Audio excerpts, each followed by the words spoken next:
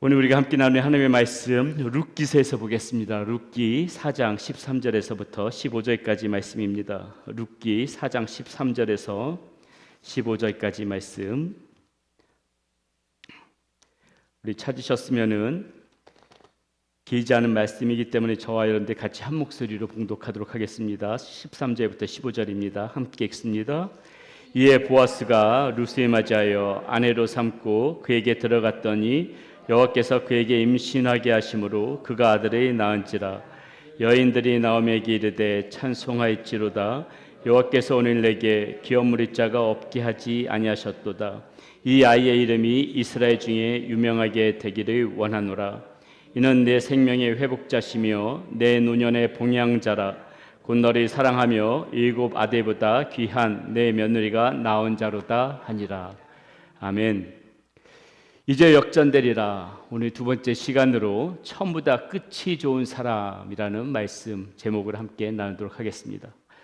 오늘 우리가 나누면서 보게 될 이 룻기는 어떻게 하면 인생이 잘 풀리는가, 이게 중점이 아니고요, 어떻게 무너졌던 인생이 다시 방향을 바꿀 수 있는가를 보여주는 그런 말씀이라고 할 수 있습니다. 자, 그런데 놀랍게도 이 역전의 이야기가 담긴 룻기는 한국 교회에서 그렇게 그다지 사랑받지 못하는 경향이 있습니다. 누군가 그러더라고요. 이 룻기를 사랑하며 자주 읽는다는 이야기는 내 잘 들어보지 못했다. 저는 그게 궁금했습니다. 근데 이런 말씀하세요. 단순하게 읽으면은 이 룻기가 시어머니에 대한 며느리의 충성을 담은 그런 이야기로 들린다는 것입니다. 그래서 따라서 많은 이 기독교 시어머니들이 며느리의 효도를 강조할 때 자꾸 이 단골 메뉴, 이 룻기를 읽으라고 그렇게 이야기를 한다는 것이에요. 어떤 분은 시어머니가 툭 하면 이 성경에 룻을 보라면서 이 효심을 강요하는 바람에 이 룻이라는 이름만 들어도 소름이 끼친다, 이렇게 말씀하시는 분들도 있다는 소리를 들었습니다.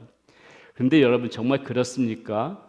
룻기는 단순히 효의 차원을 이야기해주는 그런 말씀이 아니죠. 룻기의 말씀은 지금 이 시어머니인 이 나오미와 그리고 이 룻의 이 공했던 삶이 어떻게 풍성한 삶으로 바뀌어질 수 있었는가, 그 비결이 숨겨진 책이 바로 이 룻기라고 할 수가 있습니다.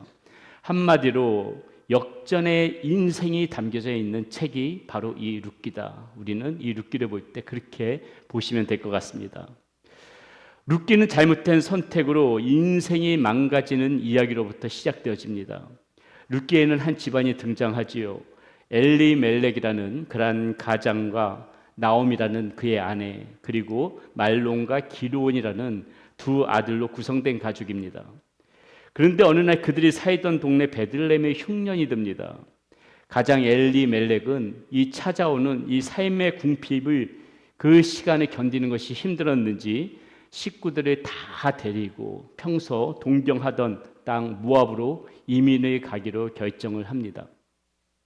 모압에 가면은 지금 이 빈궁했던 삶이, 지금 어려웠던 이 삶이, 그 인생의 대반전이 일어날 수 있을 것이다, 그런 기대감을 가지고 그는 지금 미련 없이 베들레헴을 떠나버리더라는 것이죠.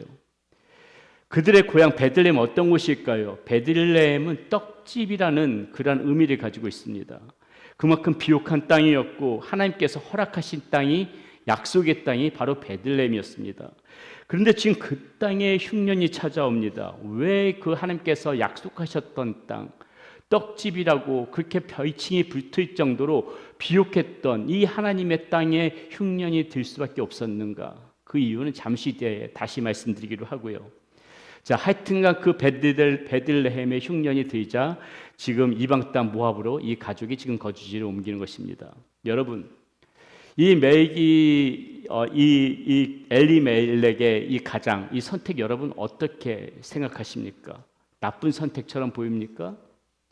가족을 먹여 살리기 위한 선택, 현실적으로 어떻게 보면 가장 합리적인 판단처럼 보이지 않습니까? 그러나 성경은 이 선택을 그렇게 보질 않아요. 이 선택을 단순한 이사하는 것으로 설명하지 않습니다. 약속의 땅을 떠난 선택으로 봅니다. 그 믿음의 자리를 이탈한 그런 선택으로 보더라는 것이죠. 그러나 그들의 선택은 지금 이렇게 이주한 모압 땅에서 어떻게 됩니까? 불행한 결말을 맞이하게 됩니다. 자, 이렇게 어둡고 침울한 배경 속에서 이제 룻기는 시작되어집니다. 하지만 룻기는 이런 어둡고 침침한 분위기 속에서 이제 놀라운 반전을 향해 이야기를 전개해 나가기 시작합니다. 룻기를 보면서 깨닫는 진실은 역시나 무엇인가? 제가 여러 번 여러분들에게 말씀드린 바 있지만은 그리스도인이라고 해가지고 이렇게 시련이 비켜가지 않는구나. 자, 룻기는 어떻게 하면은 시련을 피할 수 있는가를 이야기하지 않고 있더라는 것이죠. 대신 그 시련 앞에서, 어려움 앞에서 믿는 사람들이라면 어떻게 반응을 해야 하는가, 여기에 지금 룻기는 초점을 맞추고 있다는 것이에요. 자, 그렇다면 우리는 오늘 말씀 속에서 하나님께서 지금 이들의 인생을 도대체 무슨 이유 때문에 역전의 인생으로 바꾸셨는지, 그것을 이제 우리는 오늘 주목해서 봐야 되겠죠. 이 무너졌던 인생, 다 무너져 버렸던 그들의 인생, 어떻게 역전의 인생이 되어질 수 있었을까요? 하나님께서는 어떻게 그들의 모습을 보시면서 역전의 인생으로 이끄셨을까요? 첫 번째, 길 잃은 인생도 하나님께 다시 방향을 잡으면 새로운 길이 열리더라. 지금 이 나오미와 룻은 길을 잃어버렸던 인생이었습니다. 그런데 하나님께로 방향을 다시 잡으니까는 새로운 길이 열린다는 것을 룻기는 보여줘요. 어려움을 당할 때 우리는 대개 어떤 반응을 보입니까? 이 시간이 벌써 빨리 지나가기를 바랍니다. 물론 잘못된 기도는 아닙니다. 그러나 정말 성숙한 믿음을 가졌다면은 이 어려움이 끝나기를 기도하기 전에 왜 이러한 어려움이 나에게 찾아왔는가를 먼저 묻고, 내게 지금 이 시간들 통해서 하나님께서 무슨 말씀을 하시는가, 그것을 깊이 살펴볼 줄 아는 것, 이게 성숙한 신앙입니다. 하지만 지금 엘리멜렉은 어떻게 하고 있어요? 그런 시간이 갖지를 않습니다. 지금 이 어려움, 자신들의 삶 가운데 찾아온 이 어려움 속에서 왜 이 어려움이 나에게 찾아왔는가, 이 어려움을 통해서 하나님께서 나에게 지금 무슨 말씀을 들려주시기를 원하시는가, 그것을 살펴보기 전에 그가 지금 선택한 그 반응은 무엇입니까? 현실 도피라는 거죠. 그가 선택한 그것은 현실 도피였어요. 사실 베들레헴은 괜히 흉년 든 것이 아닙니다. 룻기의 저자는 1장 1절에서 흉년이 든 원인을 이렇게 지금 암시합니다. 뭐라고 말씀이 시작돼요? 사사들이 치리하던 때에, 이렇게 룻기 1장 1절에 시작돼요. 사사들이 치리하던 때에. 성경의 저자는 이 말씀을 통해서 당시 상황을 이야기하고 싶었던 것 같습니다. 아시다시피 사사 시대는 어떤 시대라고 그래요? 하나님의 말씀을 외면하고 자기 멋대로 자기 눈에, 자기 소견에 보기 좋은 대로 살아가던 시대가 바로 사사 시대였습니다. 그렇다면 이 유대 땅에는 그렇게 살아감으로 인하여 죄악이 가득했겠지요. 그러면 우리는 알 수가 있는 것입니다. 왜 이 하나님께서 약속하셨던 그런 떡집이라는 별칭이 붙을 정도로 비옥했던, 하나님이 약속했던 이 베들레헴에 왜 흉년이 들 수밖에 없었는가? 우리는 그 이유를 알 수가 있다는 거죠. 바로 자신을 살펴 이제는 회개하고 하나님께 다시 돌아오라는 사인이 흉년으로 나타났던 것이에요. 하나님은 그 약속의 땅에 흉년을 주심으로 인해서 죄악된 백성들에게 너희들 다시 나에게 돌아와야 된다, 이 말씀을 하시고 싶었다는 것이에요. 그런데 엘리멜렉은 그런 하나님의 사인을 무시하고 이런 시련을 만나자 어떻게 합니까? 회개의 자리로 나아가지 않고 오히려 도망가 버리더라는 거예요. 여러분, 이렇듯 시련을 만났을 적에 이 세상 사람들이 취할 수 있는 가장 손쉬운 방법은 보세요. 도피하는 거예요. 세상 사람들만 그렇던가요? 많은 그리스도인들도요, 어려움을 만나면 도피하려고 하는 경향이 있어요. 오늘날 많은 사람들이 고통스러운 현실을 잊어버리려고 술, 마약, 도박, 성중독 이런 거에 빠지는 거 세상 사람들이 많이 보지요. 심지어 우리나라에서는 달마다 통계를 보니까 36명 정도가 매일같이 자살을 한대. 그렇게 해서라도 현실의 고통을 피하고 싶었던 것이죠. 하지만 그런다고 고통이 해결되어집니까? 원래 우리의 삶이라는 것이 어때요? 고통의 연속이에요. 여러분, 살아있는 존재는요, 그 누구도 고통을 피할 수 없습니다. 우리가 숨을 쉬고 살아가는 이상 고통을 피할 수 없는 거예요. 고통을 피할 수 있는 게 한 가지뿐이지요. 공동묘지에 가보세요. 얼마나 평화롭습니까? 거기에는 미움도, 경쟁도, 외로움도, 어떤 시련도 없어요. 살아있기 때문에 고통도 있는 거예요. 우리가 살아있기 때문에. 그러므로 이 인생에 있어서 고통이 찾아올 때 무조건 피하려고만 해서는 안 된다는 거예요. 지금 이 엘리멜렉처럼 도망간다고 해결되는 문제가 아니라는 거예요. 더욱이 믿음의 사람이라면 아무리 힘들어도 이 베들레헴이라는 믿음의 자리를 이탈하지 말았어야 된다는 것이에요. 이 방법을 취하면 문제를 쉽게 해결할 수 있겠는데, 이렇게 하면 더 많은 이익을 볼 수 있을 것 같은데, 내가 왜 이 흉년이 깃든 이 땅에 계속 머물러 있어야 돼? 이 자리만 피하면 다른 길이 보일 것 같은데, 이 믿음의 자리 살짝만 벗어나면은 이 문제 해결할 수 있을 것 같은데, 그러면서 자꾸 그 하나님께서 말씀하시고 있는 약속의 땅을 버려두고 세상 이방 나라의 땅, 모압 땅으로 자꾸 기어 들어간다는 거죠. 그 땅만 벗어나면 뭔가 해결될 수 있을 것 같으니까는, 세상의 땅에 발이 디디면 뭔가 일이 되어질 것 같으니까는. 엘리멜렉이 도피하였던 모압이 바로 그런 곳이었다는 거예요. 아무리 다급해도 모압은요, 여러분, 하나님의 백성이 가서는 안 되는 땅이었어요. 모압은 왜 그런가? 하나님께 저주받은 민족이었어요. 모압 민족은 이스라엘 백성들이 출애굽해서 그 광야에서 굶주림을 겪을 때 어떻게 하냐면 도와주는 것이 아니라 그들이 냉대하였고 오히려 그들이 무너뜨리려고 했던 것이 모압 민족이었습니다. 또한 성경에 보면 발람이라는 거짓 선지자를 동원해서 이스라엘이 계속해서 저주하려고 했던 민족이었어요. 심지어 어떤 일이 있었습니까? 이스라엘 백성들이 발람의 꾀에 빠져가지고 이 모압 족속들과 음행에 빠지게끔 만들었던 거, 그게 다 모압 족속이었어요. 하나님은 이 모압 족속을 저주하는 그러한 민족이었었단 말이에요. 하나님의 심판의 대상에 그러한 그 백성들이었단 말이에요. 그럼에도 엘리멜렉은 지금 왜 모압으로 갔을까요? 왜냐하면 그 당시 모압 지방은 강수량이 풍부했거든요. 곡식이 잘 자라는 비옥한 땅이었어요. 엘리멜렉의 눈에 모압은 아마 베들레헴과는 완전히 다른 모습으로 보였을 것입니다. 마치 이 롯이 소돔과 고모라 땅을 바라볼 때 여호와의 동상 같아서 주저없이 그 땅을 선택했던 것처럼 엘리멜렉은 지금 자기 눈에 보기 좋은 대로 지금 모압을 선택해서 나갔다는 것이에요. 하나님의 뜻과는 상관없이 자기 눈에 좋은 대로 모압 땅을 선택해서 갔다는 거죠. 이와 같이 엘리멜렉은 자기 나름대로 최상의 선택을 했다고 생각했지만은 그의 잘못된 선택은 지금 자신은 물론이고 결국은 어떻게 돼요? 자녀들까지 몰락하게 되는 결정적인 패착이 되고 말았다는 것입니다. 자, 그렇다면 이 나오미와 룻이 지금 이 실패의 환경에서 전환점을 이루는 계기가 무엇이었을까요? 비록 한 번의 판단의 실수로 그렇게 몰락을 했지만은 완전히 가정이 지금 무너져 버렸지만은 전환점이 생기죠. 전환이 되어지는 계기가 있죠. 그것이 무엇일까? 바로 그의 백성의 권고하시는 하나님께로 돌아감으로 인해서 그녀들의 인생의 전환점이 이루어지는 것을 볼 수가 있습니다. 룻기 1장 6절 말씀에 보세요. 이런 말씀이 나오네요. 그 여인이 모압 지방에서 여호와께서 자기 백성을 돌보시사 그들에게 양식을 주셨다 함을 듣고 이에 두 며느리와 함께 일어나 모압 지방에서 돌아오려 하여. 실수해서 모압 지방에 갈 수 있습니다. 내 100번 양보해서 잘못된 길 선택할 수 있습니다. 우리가 어디 날마다 지혜로워요? 우리가 날마다 이렇게 성령이 충만해가지고 날마다 올바른 선택 결정합니까? 그러지 못할 때 있어요. 실수할 수 있어요. 나도 모르게 모압 지방에 발 디뎌 놓을 수 있어요. 나도 모르게 잘못된 길에 들어설 수 있어요.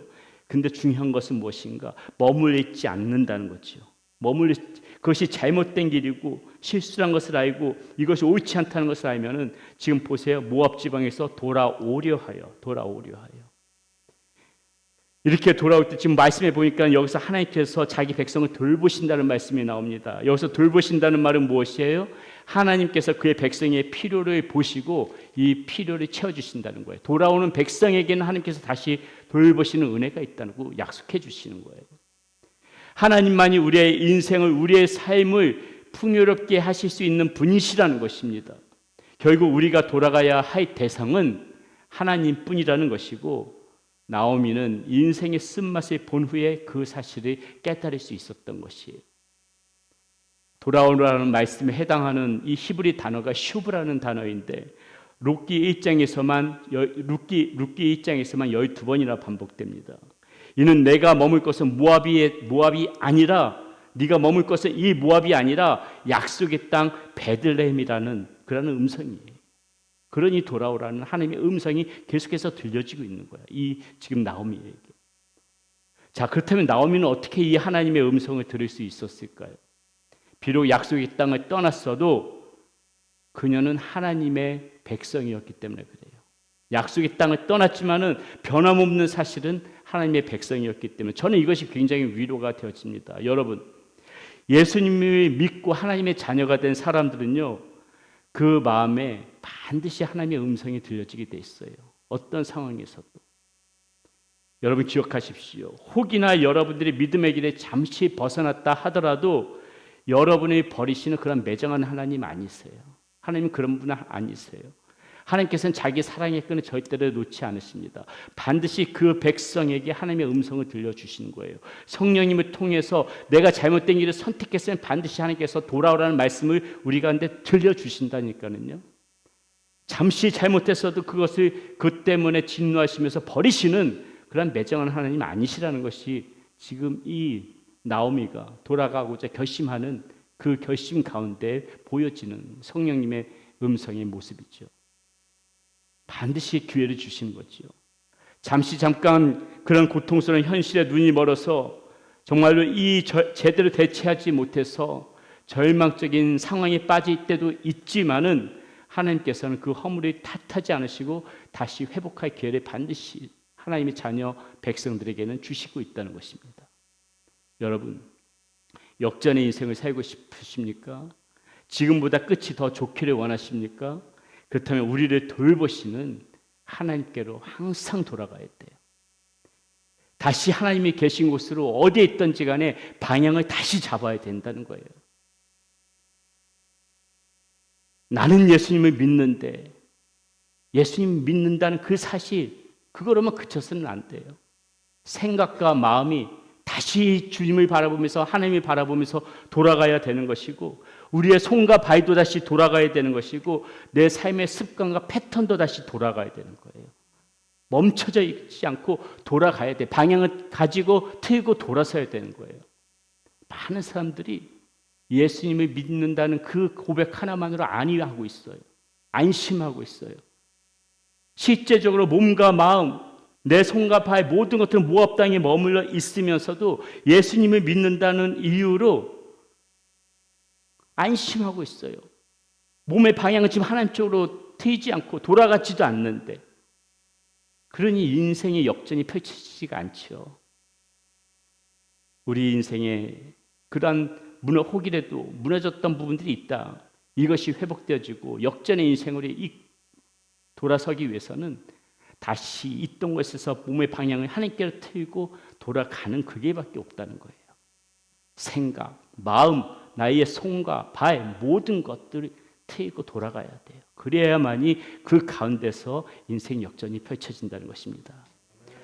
두 번째, 충성하는 자가 역전의 인생을 살게 된다. 자, 이제 모압 땅을 떠나서 베들레헴으로 돌아가기로 결심한 나오미는 보세요. 자신의 뒤를 따르는 며느리인 이 오르바와 그리고 룻에게 각자 자기 어머니의 집으로 돌아갈 것을 권면합니다. 1장 8절 말씀이에요. 나오미가 두 며느리에게 이르되 너희는 각기 너희 어머니의 집으로 돌아가라. 너희가 죽은 자들과 나를 선대한 것과 같이 여호와께서 너희를 선대하시기를 원하며. 나오미가 지금 이렇게 말했지만은 어떻게 해요? 이 며느리들은 울면서 돌아가기를 처음엔 거부합니다. 그러자 나오미는 결심이 확고한 이 며느리들을 단념시키기 위해서 그 전보다 강한 어조로 다음과 같이 말하죠. 9절 말씀 보세요. 여호와께서 너에게 허락하사 각기 남편의 집에서 위로를 받게 하시기를 원하노라 하고 그들에게 입맞춤에 그들이 소리를 높여 울며. 각기 남편의 집에서 위로를 받기를 원한다고 지금 나오미는 말합니다.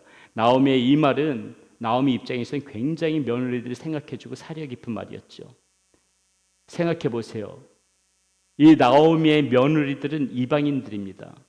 이 며느리들이 자기를 따라와서 그 베들레헴 땅 자기 고향 땅으로 와봤자 이방인이기 때문에 이 며느리들이 다시 제가할 그럴 기회는 없어요. 거의 없는 거예요.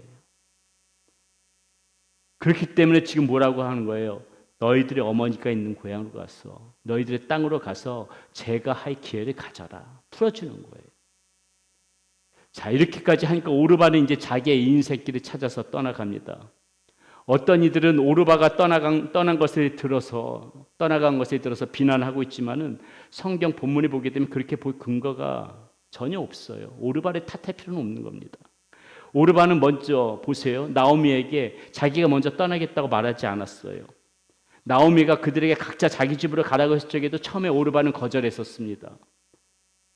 더군다나 이 나오미를 따라간다는 것은 그들의 입장에서는 이방 나라에서는 한평생 과부로 살아간다는 것을 의미했기 때문에 어떤 면에서는 오히려 따라가지 않는 것이 상식적인 행동이 맞지요. 그러나 이 오르바의 이 상식적인 결정은 반대로 룻의 충성심이 얼마나 대단한 것이었는지를 단적으로 보여주게 됩니다. 룻도 얼마든지 오르바처럼 할 수 있었어요. 나오미 안 쫓아갈 수 있었어요. 그런데 어떡합니까? 그는 공궁에 빠진 나오미를 그냥 놔두고 떠날 수 없었습니다. 자기가 아니고서는 텅 빈 나오미를 채워줄 사람이 없다는 것을 이 룻은 알고 있었어요. 이에 룻은 자발적으로 어떡합니까? 공궁한 처지에 빠진 나오미에게 끝까지 충성하기로 지금 결심한 것이에요. 룻이 1장 17절에서 나오미에게 하는 고백은 지금 3,000년이 넘는 시간이 지났지만 여전히 우리들에게 감동으로 다가옵니다. 뭐라고 고백하는가 보세요. 어머니께서 죽으시는 곳에서 나도 죽어 거기에 묻힐 것이라. 만일 내가 죽는 일 외에 어머니를 떠나면 여호와께서 내게 벌을 내리시고 더 내리시기를 원하나이다 하는지라. 여기서 보세요. 룻은 죽음과 무덤에까지 이르는 충성을 지금 맹세하고 있습니다. 우리는 이런 룻의 모습을 도대체 이해할 수가 없지요.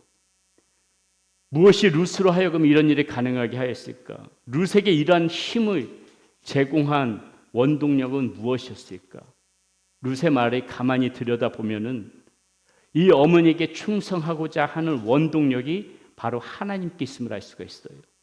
뭐라고 말합니까? 어머니를 떠나면 여호와께서 내게 벌을 내리시고라는 그녀의 말 속에서 우리는 룻이 비록 이방 여인이었지만은 그 시어머니 나오미의 신앙이 그녀 가운데로 짙게 들어가 있음을 볼 수가 있어요.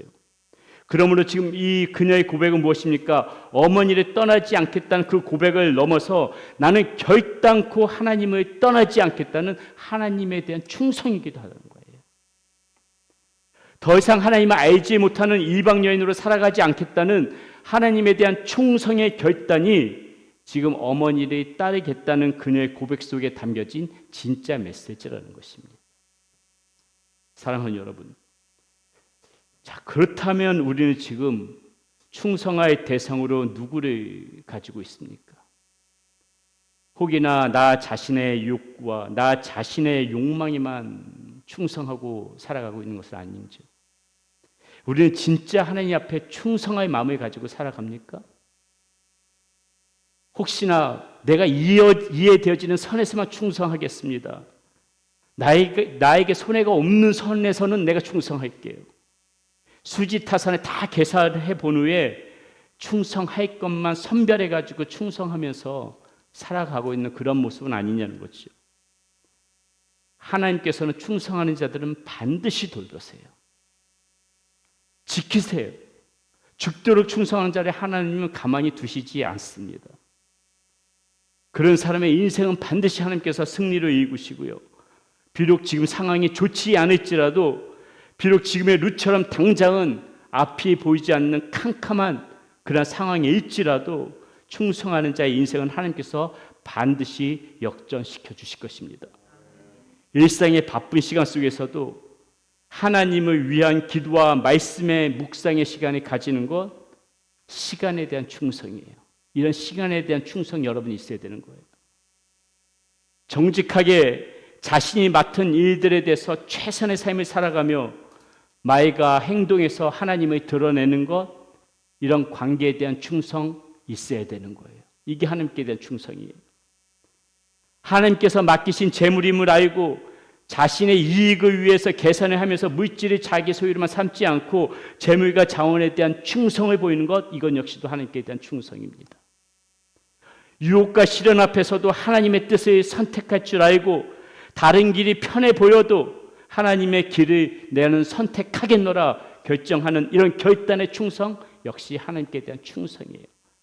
돌이켜 생각해 보면은 하나님께 충성하는 방법 무궁무진해요.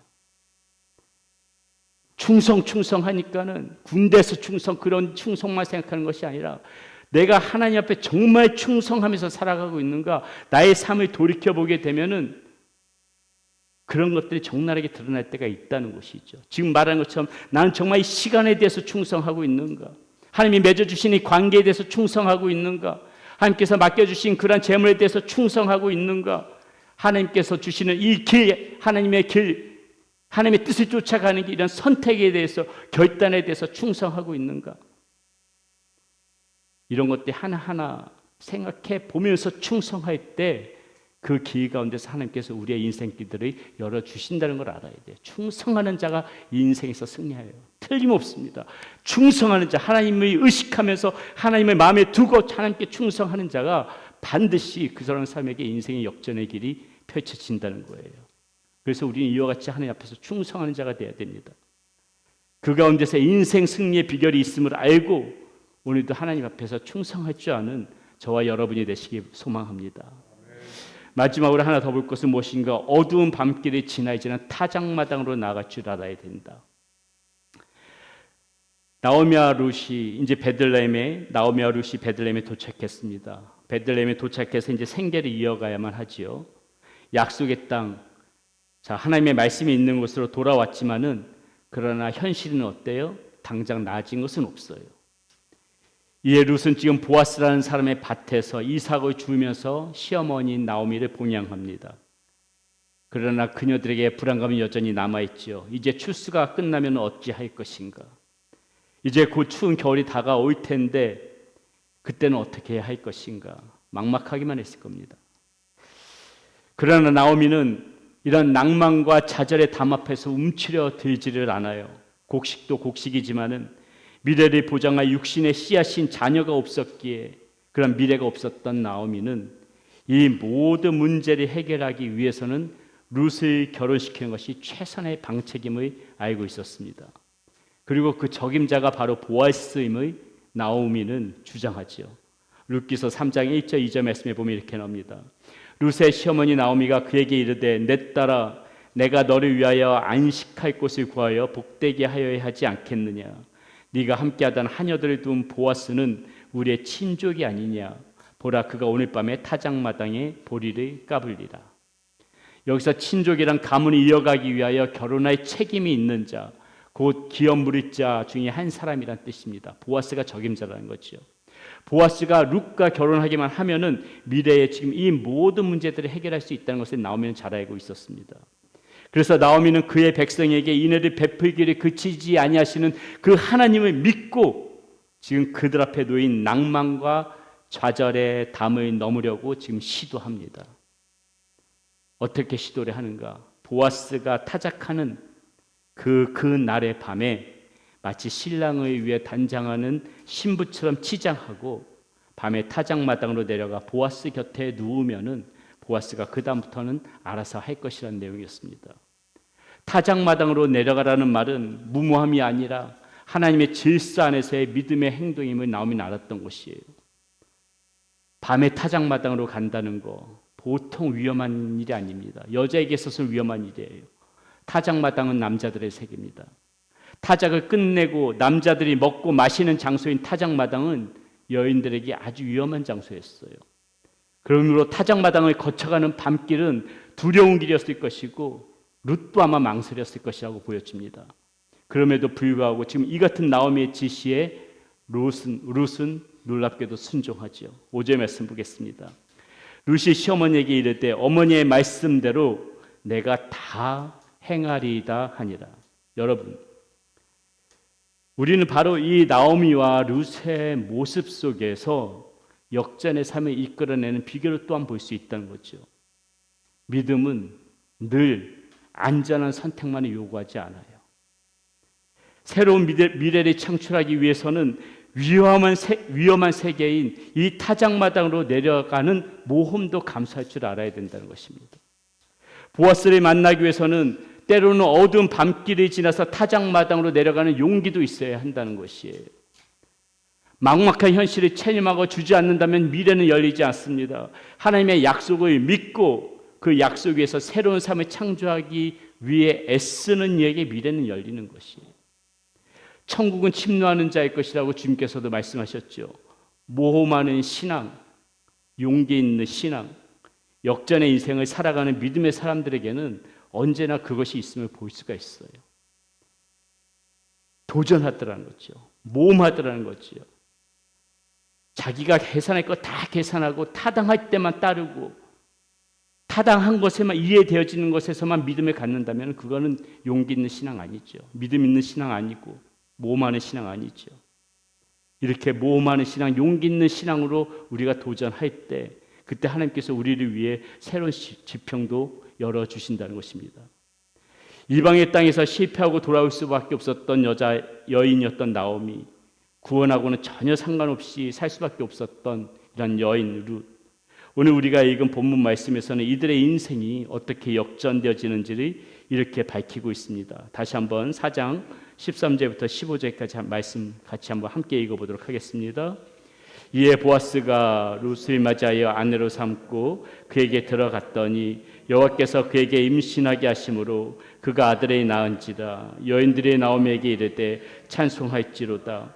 여호와께서 오늘 내게 기업 무릴 자가 없게 하지 아니하셨도다. 이 아이의 이름이 이스라엘 중에 유명하게 되기를 원하노라. 이는 내 생명의 회복자시며 내 노년의 봉양자라. 곧 너를 사랑하며 7 아들보다 구한 네 며느리가 낳은 자로다 하니라. 자, 그리고 역전의 하이라이트는 바로 다음 구절에 이렇게 나옵니다. 17절 말씀입니다. 같이 읽어보겠습니다. 그의 이웃 여인들이 그에게 이름을 지어주되 나오미에게 아들이 태어났다 하여 그의 이름을 오벳이라 하였는데 그는 다윗의 아버지인 이새의 아버지였더라. 멋지죠. 보아스와 룻에게서 낳은 아들 이름이 오벳, 바로 다윗의 할아버지가 되어집니다. 그 다윗의 후손으로 예수님께서 오시게 되어지죠. 룻은 예수님의 육신이 조상이 되어지는 역전 인생을 그렇게 이루게 되더라는 것입니다. 다 망해버렸던 인생, 갈 데 없었던 인생, 그 인생 가운데서 하나님께로 다시 방향을 틀고 다시 그 주님을 바라보면서 용기 있는 신앙, 도전하는 신앙, 도전하는 믿음으로 그렇게 주님 앞에 나아갔더니 이런 역전의 인생 하나님께서 주시더라는 것이에요. 우리는 오늘 말씀 가운데서 시작보다 끝이 좋다는 좋은 사람이라는 주제로 말씀을 나누었습니다.